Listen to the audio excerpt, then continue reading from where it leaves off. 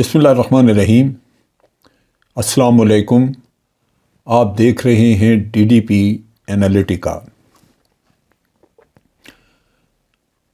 P T I کے chairman Imran Khan نے اگلے دن ایک جلسے میں بات کی چیف آف آرمی اسٹاف کے بارے میں کہ یہ جو پی ایم ایل این ہے اور پیپلز پارٹی ہے یہ الیکشن ڈیلے کر رہے ہیں اس وجہ سے کہ یہ چاہتے ہیں کہ نومبر میں جو چیف آف آرمی اسٹاف نئے چیف آف آرمی اسٹاف کو اپوائنٹ کرنا ہے وہ اپنی مرضی کا کر سکیں، کیونکہ ان کو ڈر ہے، خطرہ ہے کہ اگر کوئی چیف آف آرمی اسٹاف محب وطن یا ایسا آ گیا جو کہ ان کی کرپشن اور ان چیزوں کو دیکھے گا تو ان کے لیے مشکل بن جائے گی۔ کوئی مضبوط اور پیٹریوٹک قسم کا چیف آ گیا تو وہ ان کے کرتوتوں کی وجہ سے ان کو مشکل آئے گی اس پہ۔ یہ بھی کہا کہ نواز شریف اور زرداری کسی اپنے فیورٹ کو لانا چاہتے ہیں، کیونکہ ان کو خطرہ ہے کہ ان کی لوٹ کسوٹ جو ہے وہ اس کی وجہ سے ان کو مشکلات آئیں گی۔ اب بات یہ ہے کہ یہ جو اتنا بیان تھا، یہ میں نے بھی اپنے ویلاگ میں کہا کہ اس طرح کے بیانات کو جلسے جلوسوں میں کہنے سے گریز کرنا چاہیے، بلکہ آرمی یا چیف آف آرمی اسٹاف کو کسی بھی شکل میں پولیٹیسائز نہیں کرنا چاہیے۔ لیڈرز کو اس معاملے میں محتاط رہنا چاہیے، لیکن یہ کوئی پہلی دفعہ نہیں ہے ایسا، اور نہ ہی یہ ایسا ہے کہ یہ کہنے سے کوئی آسمان گر گیا نیچے۔ اس کے اوپر مختلف ریئیکشنز آپ دیکھیے۔ اس پہ وزیر اعظم جو موجودہ ہیں، جو سازش کی بنیاد پہ جو حکومت بنی ہے، اس کے جو وزیر اعظم ہیں انہوں نے بڑا کہا کہ عمران خان جو ہے وہ بڑا خطرناک ہوتا جا رہا ہے، اور اس نے جو سٹیٹمنٹس وہ دی ہیں وہ بڑی ملک کے بہت زیادہ اس سے مسائل بن جائیں گے، ملک کے مفادات کے خلاف ہے۔ یہ ایسے منافق لوگ ہیں، یہ بھول جاتے ہیں کہ میاں نواز شریف کی سٹیٹمنٹس جو تھیں وہ تو بھارت کے وکیل انٹرنیشنل کورٹ آف جسٹس میں کوٹ کرتے رہے ہیں۔ اس سے بڑا ظلم کیا ہو سکتا تھا کہ میاں نواز شریف نے کہہ دیا کہ کیا ہمیں بامبے میں بھیجنا چاہیے تھے وہ لوگ جیسے سرکاری طور پہ ہم نے بھیجے تھے۔ حالانکہ انٹرنیشنلی اس کی تحقیقات ہو گئی، اور جنہوں نے تحقیقات کی ہیں، ریسرچ کی ہے، وہ یہ کہتے ہیں کہ یہ پاکستان اس میں ملوث نہیں تھا۔ لیکن میاں صاحب کو تو ضرورت تھی کہ اپنے ملک کو ذلیل کروانا۔ انہوں نے کارگل جب جنگ چل رہی تھی، یہ اکثر اوقات ٹیلی فون کر کے تو واجپئی کے ساتھ مذاکرات بات چیت کر رہے ہوتے تھے۔ تو ان منافقت سے میرا نہیں خیال کہ کوئی آپ حاصل کچھ کر سکتے ہیں۔ یہ چیزیں ہمیں کچھ بہتری کی طرف لے جانے کے لیے ہوش اور عقل سے کام لینا ہوگا۔ چیف جسٹس اطہر من اللہ نے بہت اچھی باتیں کی۔ انہوں نے، میں سمجھتا ہوں کہ ایک بردباری کا ثبوت دیا، اور انہوں نے یہ کہا کہ یہ جو تخت کے لیے جنگ ہوتی ہے اس میں حدود کا خیال رکھنا چاہیے۔ آپ اپنے اداروں کو اس میں مت گھسیٹیں، اور ساتھ انہوں نے کہا کہ ہر شہری محب وطن ہے، اور کسی کو بھی یہ حق حاصل نہیں کہ وہ کسی کو حب الوطنی کا سرٹیفکیٹ ایشو کرے۔ یہ بڑی درست باتیں ہیں، ہونا بھی چاہیے، باوجود اس کے کہ چیف جسٹس اپنے وقت میں جب وہ چیف جسٹس نہیں تھے تو وہ بھی بہت کچھ کہتے رہے ہیں افواج پاکستان کے خلاف اور جوڈیشری کے خلاف۔ لیکن بہرصورت جو باتیں انہوں نے ایز چیف جسٹس کی ہیں وہ قابل تحسین ہیں کہ کسی کو بھی ایسا نہیں کرنا چاہیے۔ لیکن آپ دیکھیے مریم کے بیانات نکال کے دیکھ لیں، اس نے واضح کہا کہ چیف جسٹس یہ جو چیف آف آرمی اسٹاف بننا چاہیے وہ غیر متنازع ہونا چاہیے۔ یہ فیض حمید کے بارے میں کہا کہ جنرل فیض حمید متنازع ہے، اس نے یہ کر دیا وہ کر دیا۔ ایک سرکاری ذمہ داری جب کوئی جنرل ادا کر رہا ہے تو وہ جو کچھ بھی کر رہا ہے وہ چیف آف آرمی اسٹاف ادارے کے ہدایات کے مطابق کرتا ہے۔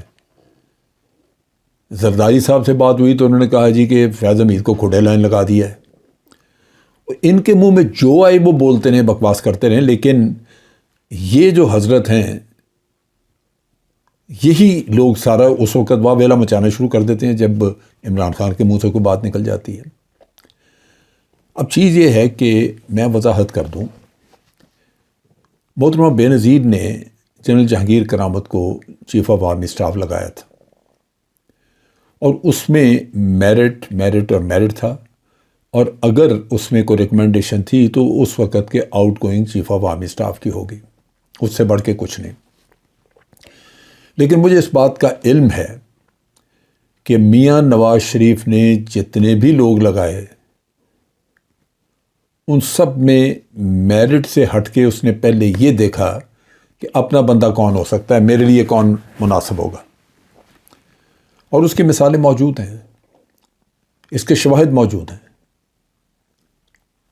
جنرل پرویز مشرف کو جب بنایا گیا تو اس وقت سینئر موسٹ جو تھے وہ جنرل علی کلی تھے، اور جنرل علی کلی میرٹ کے لحاظ سے اس میں کوئی پرابلم نہیں تھی، وہ نمبر 1 سینیورٹی پہ تھی، بن سکتے تھے، میرٹ بھی ٹھیک تھا.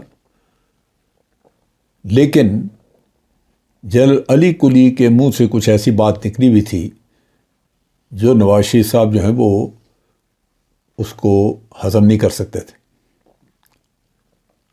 اور اس وقت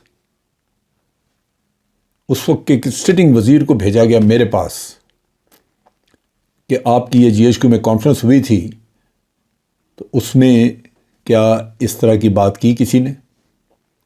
اس کا مطلب یہ ہے کہ یہ کانفرنسز میں ادھر ادھر سونگتے پھرتے تھے اور کہیں نہ کہیں سے کچھ نہ کچھ انفارمیشن حاصل کرتے رہتے تھے کہ آگے نیا چیف بنانا ہے اور ان لوگوں کے خیالات کیا ہیں. کیا انہوں نے چیف کو اپنے ساتھ ملانے کے لیے جنرل آصر نواز کو ایک BMW گاڑی کی چابیاں نہیں دی تھیں جو اس نے نہیں لی؟ وہ ان کو ٹھکرا کے تو چلا گیا. پھر جو آج کہتے ہیں کہ جناب کوئی کسی کو پیٹریاٹزم کا سرٹیفکیٹ نہیں لینا چاہیے، عرفان صدیقی صاحب نے بڑی تقریر کی اور انہوں نے کہا جی کہ اور بھی کئی لوگوں نے، لیکن ان سے پوچھا جائے کہ جنرل مشرف کو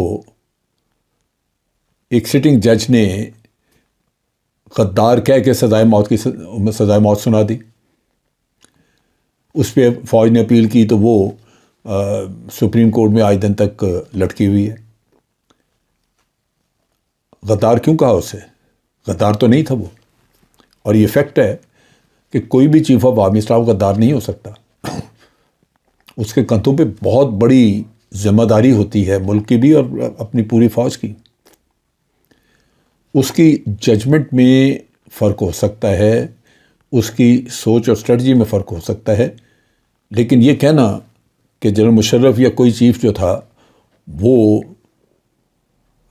غدار تھا، یہ تو تسلیم نہیں کیا جا سکتا. لہٰذا یہ جو کچھ بھی قصہ ہے اس وقت اس سے ایک سیاسی فائدہ اٹھا رہا ہے، اور سیاسی فائدہ وہ اٹھا رہے ہیں جو ہمیشہ سیاست کی بنیاد پہ اپنے طور پہ اپنی سیاست کی بنیاد پہ وہ میرٹ سے ہٹ کے لوگوں کو اپوائنٹ کرتے رہے. کیا جنرل ضیاء الحق کی اپوائنٹمنٹ میرٹ پہ تھی؟ کیا میاں نواز شریف کے والد میاں شریف جب زندہ تھے تو وہ چیف آف آرمی اسٹاف کو پرائیویٹلی گھر پہ نہیں بلاتے رہے کھانے وانے کے لیے انوائٹ کر کے، وہاں پہ اپنی ضروریات اور اپنے مسائل پیش کرتے رہے کہ ہمیں اس طرح مدد کی جائے؟ مجھے یاد ہے کہ بے شمار دفعہ چودھری نثار اور شہباز شریف یہ دونوں چیف آف آرمی اسٹاف کو اکثر جا کے ملتے ملاتے رہے. آخری ملاقات جو انہوں نے جنرل پرویز مشرف کے ساتھ کی، اس کے ساتھ کھانا جا کے انہوں نے کھایا. پرویز مشرف نے ان کو کہا کہ مجھے پتہ چلا ہے کہ آپ مجھے سروس سے نکالنا چاہتے ہیں. تو اس کے سامنے قسمیں کھائیں شہباز شریف نے کہ بالکل میں وضو سے ہوں، میں یہ ہوں وہ ہوں، سوال ہی پیدا نہیں ہوتا. تو مشرف نے اس وقت وارننگ دی کہ اس نے کہا میں جہانگیر کرامت نہیں ہوں کہ میں چپ کر کے چلا جاؤں گا. اس کی بنیادی وجہ یہ تھی، اس کا بیک گراؤنڈ یہ تھا کہ یہ جنرل مشرف کی کہ ٹیلی فون جو ہیں وہ وہ اس کو ٹیپ کر رہے تھے، اس کی کال سنتے تھے۔ بریگیڈیئر اعجاز شاہ وہاں یہاں موجود ہے، اس سے پوچھ لیا جائے کیا کیا کام انہوں نے نہیں کیے۔ میاں صاحب نے ساری عمر، جب سے ان کو پتہ چلا کہ فوج ان کو کسی چیز پہ پوچھ سکتی ہے یا وہ گرفت کرتی ہے، انہوں نے فوج کے خلاف لگاتار سازشیں کی۔ مولانا فضل الرحمان کی کلپس دیکھ لیں، ایسی ایسی زبان استعمال کی ہوئی ہے فوج کے معاملے میں کہ آپ سوچ نہیں سکتے۔